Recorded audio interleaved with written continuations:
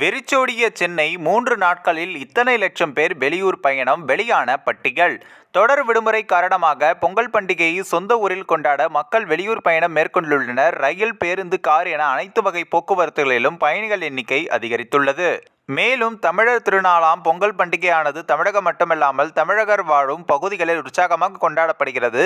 அந்த வகையில் ஒவ்வொரு ஆண்டும் ஜனவரி 14, 15 மற்றும் 16ஆம் தேதிகளில் இயற்கை அன்னைக்கு மரியாதை செய்து பொங்கல் வைத்து ஆட்டம் பாட்டத்துடன் கொண்டாடி மகிழ்வார்கள். அதன்படி இந்த ஆண்டு பொங்கல் பண்டிகை பொதுமக்களுக்கு இரட்டடிப்பு உற்சாகத்தை கொடுத்துள்ளது.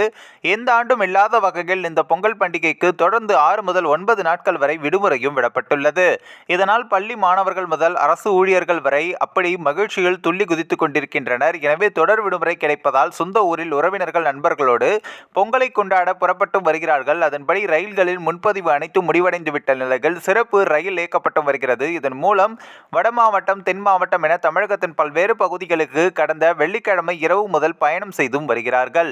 மேலும் தனியார் பேருந்துகளான ஆம்னி பேருந்துகளிலும் பல லட்சம் பேர் பயணம் செய்துள்ளனர். மேலும் தமிழக அரசு சார்பாக தமிழகத்தினுடைய பல்வேறு மாவட்டங்களில் இருந்து பொங்கல் பண்டிகைக்காக சிறப்பு பேருந்து இயக்கப்படுகிறது. அதன்படி நேற்று மட்டும் 4 லட்சத்திற்கும் மேற்பட்டவர்கள் அரசு பேருந்தில் பயணம் செய்துள்ளதாக அறிவிக்கப்பட்டது.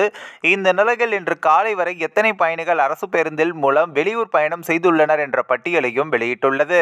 போக்குவரத்துறை அதன்படி பொங்கல் திருநாளினை முன்னிட்டு ஏற்பாடு செய்யப்பட்டுள்ள சிறப்பு பேருந்துகளுடைய இயக்கம் நேற்று 12/1/2025 நள்ளிரவு அப்படி 12 மணி நிலவரப்படி வழக்கமாக இயக்கப்படும் பேருந்துகளுடைய எண்ணிக்கையானது 2092 பேருந்துகளில் 2092 பேருந்துகளும் 1858 சிறப்பு பேருந்துகளும் ஆக 3950 பேருந்துகளில் 2,17,250 பயணிகள் பயணம் செய்துள்ளனர். கடந்த 10/1/2025 முதல் 12ஆம் தேதி வரை இரவு 12 மணி வரை 11,463 பேருந்துகளில் 6,40,465 பயணிகள் பயணித்துள்ளனர் என்றும் தெரிவிக்கப்பட்டுள்ளது.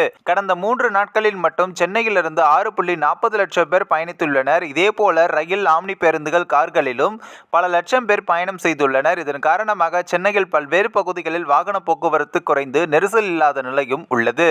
இந்த ஒரு வீடியோ குறித்து உங்களுடைய கருத்துக்களை நீங்க மறக்காம கமெண்ட்ஸ்ல சொல்லுங்க. நம்ம ஏஷியாநெட் நியூஸ் தமிழையும் தொடர்ந்து ஃபாலோ பண்ணுங்க.